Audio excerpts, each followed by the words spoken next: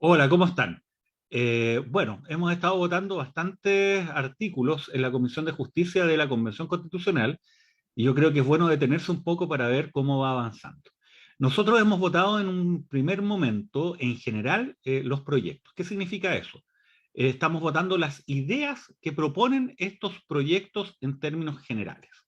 O sea, por ejemplo, si hay un proyecto que propone incorporar a la Constitución ciertos principios relacionados con lo que es la denominada función jurisdiccional, que es conocer y fallar casos aplicando el derecho por parte de jueces, bueno, entonces en ese caso uno aprueba en general la norma. Y después, una vez aprobada en general, entonces uno va viendo artículo por artículo cómo se concreta esa idea, ¿no? Y bueno, es precisamente lo que hemos hecho. Primero votamos en general, en este caso las ideas, que no eran solamente de un grupo de convencionales, sino de varios grupos que presentaron proyectos en cuanto a que establezcamos principios, ¿no? Principios respecto de lo que es esta función tan importante que es la función jurisdiccional. Y bueno, una vez hecho aquello, entonces empezamos a analizar y aprobar determinados artículos. Ahora, esta última es la votación en particular, artículo por artículo. Una vez aprobados en particular por la comisión, todas estas normas van al pleno para ser sometidas a deliberación, y si es que se ratifica por parte del pleno, con 2/3 de los votos de los miembros en ejercicio de la convención, entonces pasa al proyecto de nueva constitución que le vamos a proponer al país. Ahora, en este contexto, hemos estado votando principios precisamente, ¿no? Y dentro de estos principios yo diría que, por lo menos en esta sesión, vamos a hablar de dos cosas. Lo primero, hicimos un cambio respecto a la constitución actual del 80, la cual consiste en modificar el nombre del capítulo que se refiere precisamente a lo que es esta función jurisdiccional, que insisto es poder conocer y fallar casos, ¿no? Con fuerza vinculante, respecto de lo que son conflictos que se someten a su decisión, y esto aplicando el derecho, ¿no? Que es la labor que hacen los jueces. Entonces cambiamos el nombre que hoy día existe de Poder Judicial a un nombre de sistemas de justicia. Uno dirá, pero bueno, ¿qué sentido tiene eso? Es una tontera. No, no es nada una tontera, es muy importante. ¿Por qué? La Constitución actual establece y regula las tres funciones o los tres, entre comillas, poderes, como se conoce habitualmente, que se vinculan a la acción del Estado. Está el poder ejecutivo, que es administrar, no el Estado; el poder legislativo, que es dictar leyes; y el poder judicial, que es aplicar estas leyes. Ahora bien, la Constitución del 80, con todas sus modificaciones, es bien curioso, porque respecto de lo que es el denominado, entre comillas, poder ejecutivo, que es más bien una función ejecutiva, bueno, no señala, ¿no?, cuando hace la regulación, la expresión poder ejecutivo. Lo mismo respecto de lo que es el poder legislativo, la función legislativa, no habla de poder legislativo. Respecto de la función legislativa dice presidente de la República, y respecto de la legislativa dice Congreso Nacional. Al único que trata de poder del Estado es al Poder Judicial. Y eso es bien curioso, ¿eh? Porque es justamente donde no debería serlo. Porque tanto en lo que se vincula con el poder, entre comillas, ejecutivo, y el poder legislativo, quienes lo tienen, lo ejercen, son instituciones, más que personas en particular.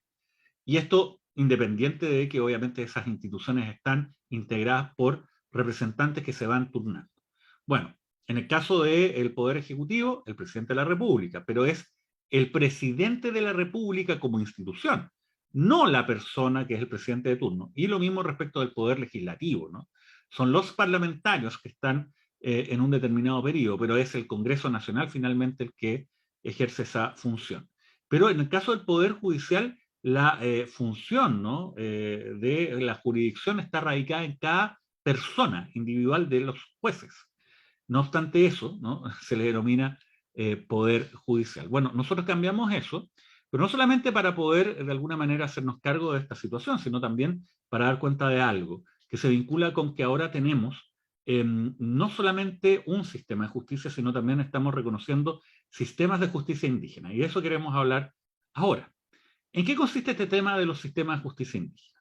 Es básicamente una extensión de lo que es el principio de plurinacionalidad.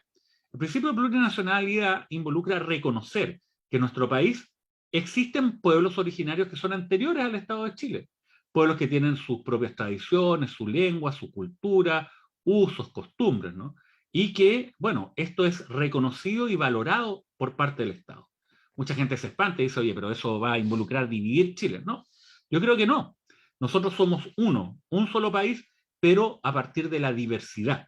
Y yo creo que reconocer esa diversidad es un valor, no es algo que nos va a debilitar, es algo que nos va a hacer más fuertes si lo hacemos obviamente de una manera tal que incorporemos a todos estos pueblos a esta unidad denominada Chile. Y yo creo que ese es un paso súper importante que podemos hacer precisamente a partir de lo que es esta labor. En ese contexto está el pluralismo jurídico. ¿Qué significa eso? Reconocer que dentro de esta cultura ellos también tienen un derecho propio.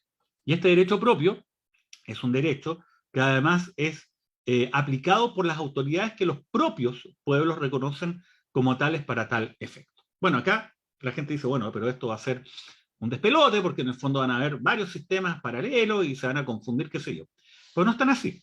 Nosotros lo que estamos proponiendo es establecer un sistema nacional de justicia, que es la justicia que conocemos todas y todos, que va a ser aplicable a gran parte del país. Pero además queremos reconocer los sistemas de justicia indígena que van a ser aplicables para los miembros de la comunidad y con límites. ¿Y cuáles son los límites principales? Yo diría que el límite principal es que tienen que respetar los derechos humanos establecidos en instrumentos internacionales. Ese es el límite.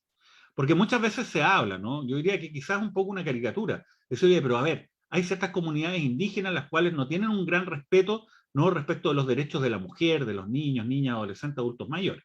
Entonces, si nosotros dejamos que se aplique el derecho indígena a ellos y a ellas, bueno, entonces lo vamos a dejar en una situación de desmedro respecto de lo que es el Sistema Nacional de Justicia, donde se tienen que respetar los derechos humanos. Eso no es así. En ambos sistemas se tiene que respetar los derechos humanos. Ahora, ¿cómo se controla esto? Bueno, las resoluciones que se adopten por parte de los órganos que los propios pueblos reconocen como aquellos que pueden resolver conflictos jurídicos, bueno, entonces esas resoluciones van a tener que ser revisadas por parte de otra entidad, que es un tribunal especial, el cual va a estar integrado por miembros de pueblos indígenas que cumplan con determinados requisitos, obviamente, que su conocimiento sobre los estándares internacionales de derechos humanos, y también por personas que no forman parte de los pueblos, para los efectos precisamente de que se pueda entonces establecer ese control. Ahora, ¿cuál es el ámbito de aplicación de la justicia indígena? Bueno, esto es limitado. En primer lugar, nosotros estamos impulsando que sea solamente aplicable para los miembros de una comunidad, ¿no? Lo segundo es que esto sea aplicable, además, bajo el concepto de opción, o sea, que es aplicable solamente para los miembros de una comunidad, ojo, no para los conflictos entre los miembros de una comunidad y una persona que no sea parte de la misma, y cuando sea entre los miembros de una comunidad, igualmente ellos tienen la posibilidad de elegir si llevan el conflicto al sistema de justicia indígena o si lo llevan al sistema nacional de justicia. Entonces, eso también es relevante.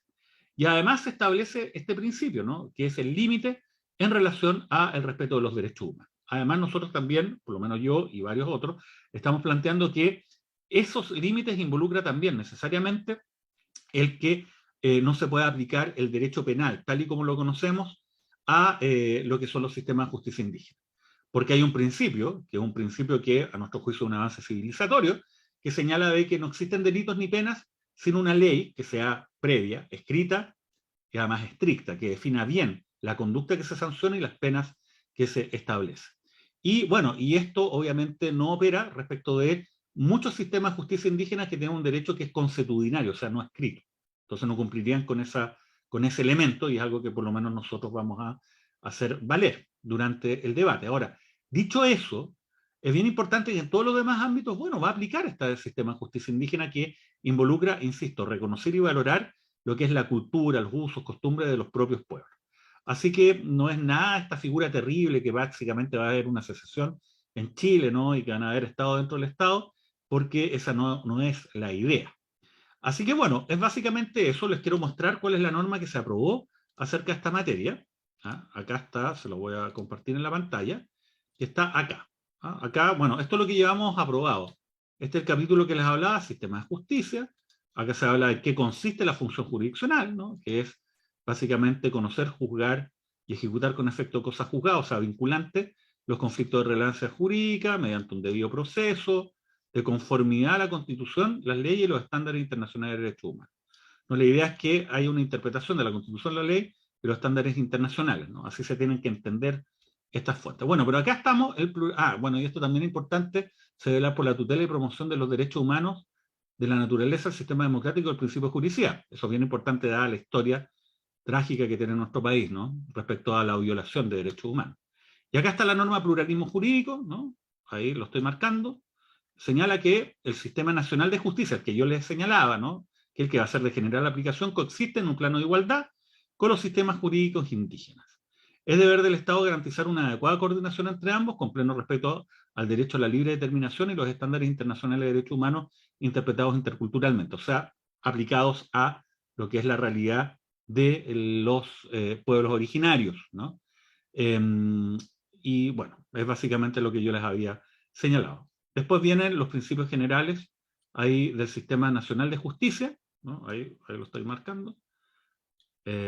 Y bueno, eso es un primer epígrafe, pero después vamos a avanzar, una vez que establezcamos los principios generales del Sistema Nacional de Justicia, vamos a regular los principios también de los sistemas de justicia indígena, que por lo menos en lo que nosotros estamos impulsando va en el sentido indicado. Así que, bueno, esta es la explicación acerca de lo que estamos haciendo por ahora. Hay muchos otros temas que también pretendo explicar en próximos videos. Así que les mando un gran abrazo y estén muy atentos a lo que es este proceso constituyente, porque la convención avanza.